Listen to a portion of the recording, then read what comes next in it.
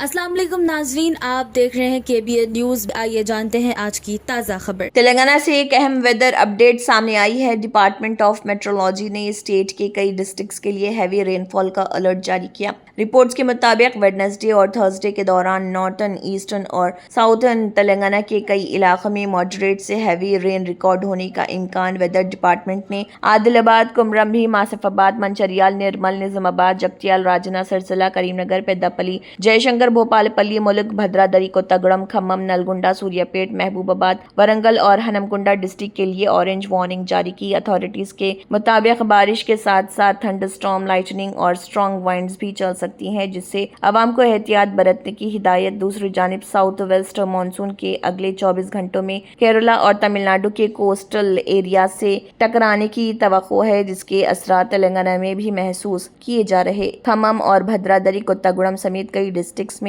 मूसलाधार बारिश रिकॉर्ड की गई। फातिमा शिराज लेकर आए हैं हर्बल वेट मैनेजमेंट सॉल्यूशन। कुदरती जड़ी बूटियों से तैयार करता स्लिम एज बॉडी राइट और टर्मिचोर, जो बगैर सख्त डाइटिंग, बगैर साइड इफेक्ट्स, सिर्फ कुदरती तरीके से वजन कम करे। वेट मैनेजमेंट को अपनाएं और खुद को पुरएतमाद, हल्का और सेहतमंद महसूस करें। हर स्टूडेंट का एक ख्वाब होता है, एक बेहतरीन मुस्तकबिल का ख्वाब, और इस ख्वाब को सच बनाने के लिए चाहिए सही रहनुमाई, स्ट्रॉन्ग फाउंडेशन, कॉन्फिडेंस और डिसिप्लिन। एडमिशंस अब शुरू हो चुके हैं इंटरमीडिएट कोर्सेज के लिए MPC, BPC, MEC और CEC। बॉयज के लिए कैंपस टोली चौकी और सईदाबाद में अवेलेबल है, जबकि गर्ल्स के लिए टोली चौकी और मलकपेट कैंपस मौजूद है। सीट्स लिमिटेड है। आज ही अपनी सीट सिक्योर करें, हमारे कैंपस का विजिट करें या हमसे कांटेक्ट करें।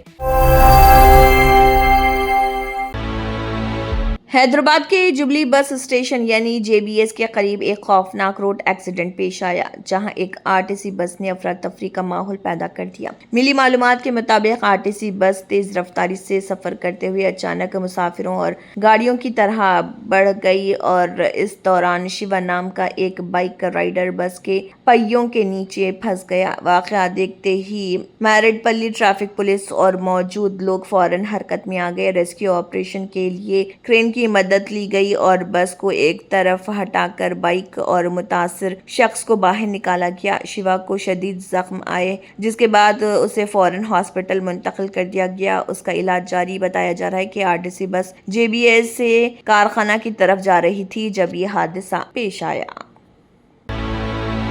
तेलंगाना की सियासत में एक बार फिर गर्मा गर्मी देखने को मिल रही। BRS MLA तलासानी श्रीनिवास यादव ने तेलंगाना के मिनिस्टर कोमटिरेड्डी वेंकट रेड्डी को खुला चैलेंज दे दिया।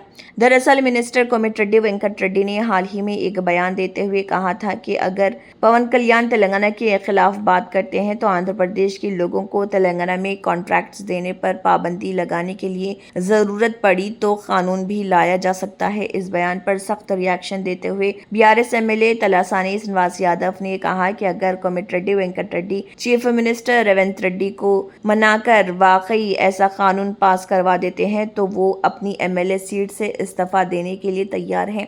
तलासानी ने इस मौजू पर हुकूमत को सीधा चैलेंज देते हुए कहा है कि सिर्फ बयान देने से काम नहीं चलेगा, अगर हिम्मत है तो कानूनी तौर पर इस फैसले को अमल में लाकर दिखाया जाए। నిన్న కోమటిరెడ్డి వెంకటరెడ్డి ఒక స్టేట్మెంట్ ఇచ్చాడు. పవన్ కళ్యాణ్ ఏదో జరిగినప్పుడు ఆయన నిన్న మాట్లాడిన దానికి ఆంధ్రలో ఒక్క కాంట్రాక్ట్ కూడా ఇయ్యము, దానికి కావాలన్నట్టు చట్టం తెస్తా. నేనన్నా నువ్వు ఇట్లా చట్టం తెస్తే కోమటిరెడ్డి నీ ముఖ్యమంత్రిని ఒప్పించి తెస్తే నేను రాజీనామా చేయడానికి సిద్ధంగా ఉన్నా. నీకు దమ్ముంటే నువ్వు రా. ఏది మాట నిలుపుకునే పరిస్థితిలో ఈ ప్రభుత్వం లేదు. అడ్డగోలు మాటలు.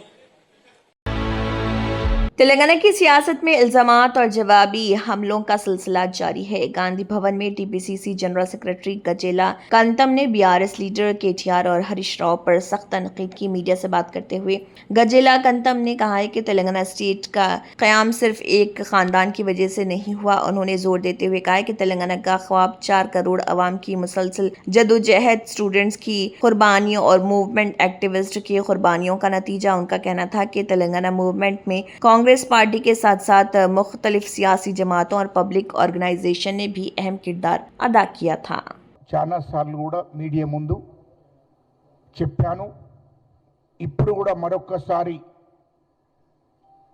12వ సంవత్సరం అయిపోయి 13వ సంవత్సరం అడుగుపెట్టినాం కాబట్టి ఈ విషయాన్ని बीआरएस वर्किंग प्रेसिडेंट केटीआर ने एक बार फिर बीजेपी पर तनकीद करते हुए कहा है कि मुल्क के नौजवानों में बीजेपी हुकूमत के खिलाफ मायूसी वाज़ेह तौर पर नजर आ रही। केटीआर ने अपने बयान में कहा कि कुछ अरसा पहले जब उन्होंने जेनजी मूवमेंट का जिक्र किया था तो कई लोग इस बात पर हंस रहे थे, लेकिन आज सोशल मीडिया पर यूथ का रिस्पॉन्स कुछ और ही कहानी बयान कर रहा। उन्होंने कहा है कि चीफ जस्टिस ऑफ इंडिया के एक जुमले को पकड़कर सोशल मीडिया पर कॉकरोच जनता पार्टी के नाम से एक पेज बनाया गया और देखते ही देखते उसके फॉलोअर्स बीजेपी के ऑफिशियल सोशल मीडिया अकाउंट से भी ज्यादा हो गए। केटीआर का कहना था कि ये सब इस बात का सबूत है कि मुल्क के यूथ में बीजेपी गवर्नमेंट के खिलाफ नाराजगी और मायूसी बढ़ती जा रही। उन्होंने दावा किया है कि नौजवान तबका मुल्क में रोजगार, तालीम और मुस्तकबिल के मौकों के हवाले से हुकूमत की परफॉर्मेंस से मुतमईन नहीं और सोशल मीडिया पर अपनी राय खुलकर पेश कर रहे। केटीआर के इस बयान ने सियासी हलकों में नई बहस छेड़ दी और बीजेपी और बीआरएस के दरमियान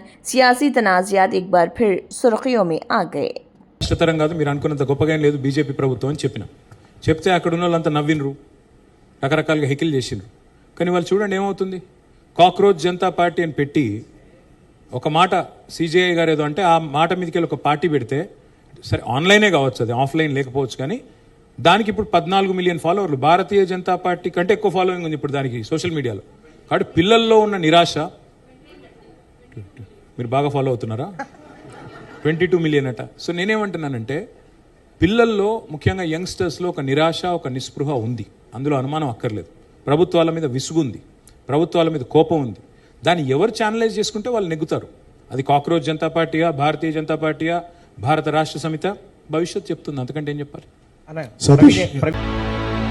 तेलंगाना की सियासत में बालका सुमन की गिरफ्तारी को लेकर गर्मा गर्मी जारी। फॉर्मर मिनिस्टर और एमएलए जगदीश रेड्डी ने चंचलगुड़ा जेल में कैद फॉर्मर एमएलए बालका सुमन से मुलाकात की। इस मौके पर एमएलए कालेरू वेंकटेश भी उनके साथ मौजूद रहे। मुलाकात के बाद मीडिया से बात करते हुए जगदीश रेड्डी ने हुकूमत पर सख्त तनकीद की। देखिए उनका क्या कहना है।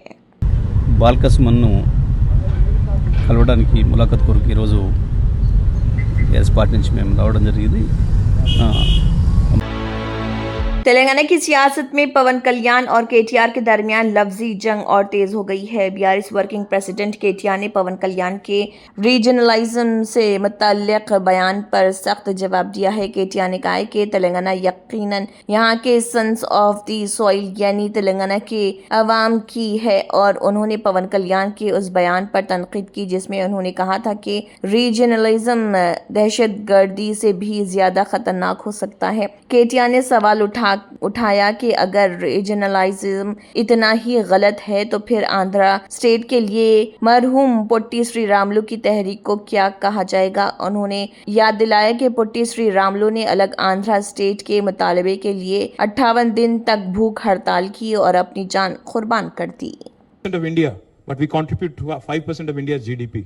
So we don't need any kind of moral lectures or moral policing from వారు ఆంధ్రప్రదేశ్ ఉప ముఖ్యమంత్రిగా వారిని గౌరవిస్తాం, వారిని ఆంధ్రప్రదేశ్ ఉప ముఖ్యమంత్రిగా డెఫినెట్ గౌరవిస్తాం, ఒక కళాకారుడిగా, ఒక నటుడిగా అభిమానిస్తాం, ఒక సోదరుడిగా ఇంటికి వస్తే బిర్యానీ పెడతా, హైదరాబాదీ బిర్యానీ పెడతా. కానీ వచ్చి మా సెక్రటేరియట్లో కూర్చొని పెత్తనం చేస్తాము మా రాజకీయాల్లో. మరి ఇంకా మొన్ననే కదా వేరుపడ్డది, ఇంత కష్టపడి 60 ఏళ్ళు పోరాటం చేసి మొన్న వేరుపడ్డాం 2014లో. మొన్న చంద్రబాబు నాయుడు గారు రానే వచ్చే 2018లో, మళ్ళీ ఇప్పుడు మీరు కూడా వస్తారు 2023లో. That's all I am saying.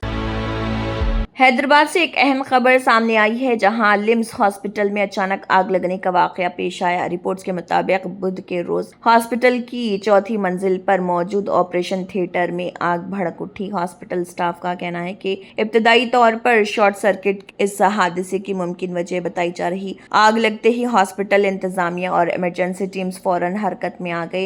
एहतियाती तदाबीर के तौर पर तमाम पेशेंट्स को करीबी प्राइवेट हॉस्पिटल में मुंतकिल किया गया। खुश आइंद बात यह है कि इस वाक़े में किसी भी मरीज या स्टाफ मेंबर का जख्मी होने या हलाक होने की इतला नहीं। इतला मिलते ही फायर डिपार्टमेंट की 2 फायर इंजन्स मौके वारदात पर पहुंच गई और आग पर काबू पा लिया गया। अथॉरिटीज ने वाक़े की तहकीकात शुरू कर दी जबकि मज़ीद तफसीलात का इंतजार है। जनसेना पार्टी के चीफ और आंध्र प्रदेश के डिप्टी चीफ मिनिस्टर पवन कल्याण ने तेलंगाना की सियासत के हवाले से एक अहम बयान दिया। मीडिया से बात करते हुए पवन कल्याण ने कहा, तेलंगाना में बीजेपी एक मजबूत सियासी कुव्वत के तौर पर उभर चुकी है और उसकी अपनी सियासी बुनियाद काफी मुस्तहकम है। उन्होंने कहा कि उनकी राय में तेलंगाना में बीजेपी को जनसेना पार्टी पर ज्यादा इन्हिसार करने की जरूरत नहीं पड़ेगी, क्योंकि बीजेपी वहां अपने दम पर भी सियासी मुकाबला करने की सलाहियत रखती है।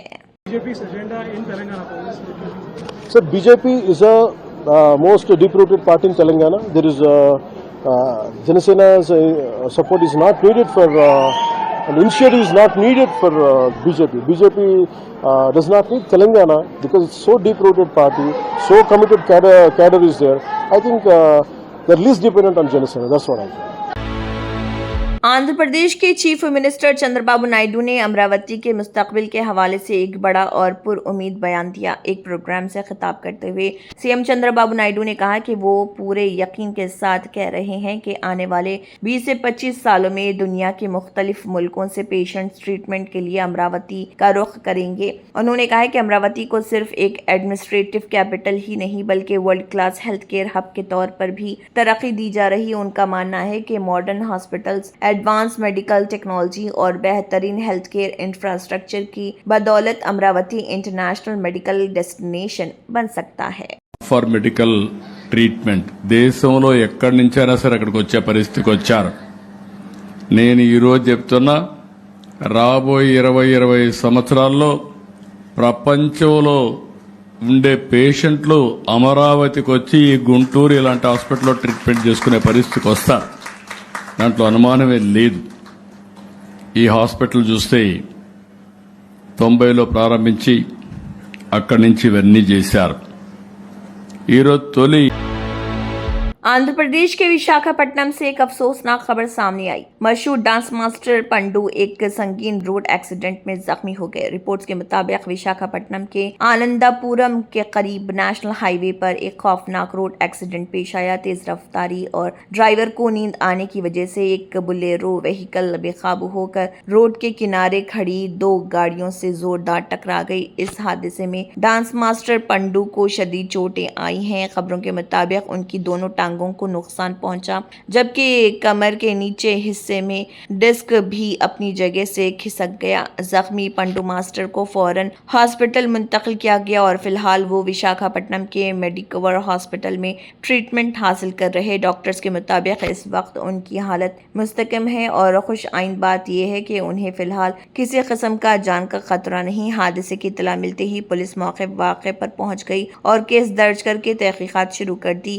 और पांडू मास्टर की जल्द सेहतयाबी के लिए दुआगो हैं।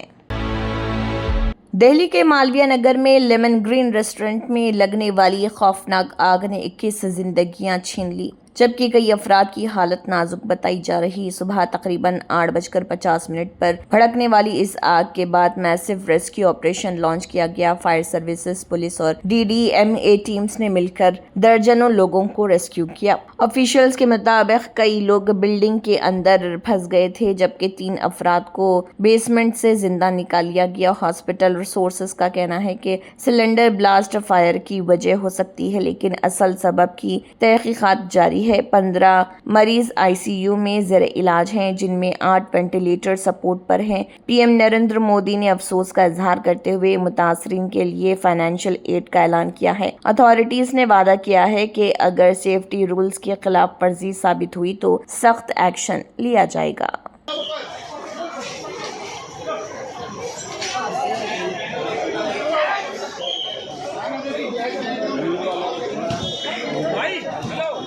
ये गाड़ी जाकर बंद करवा दिए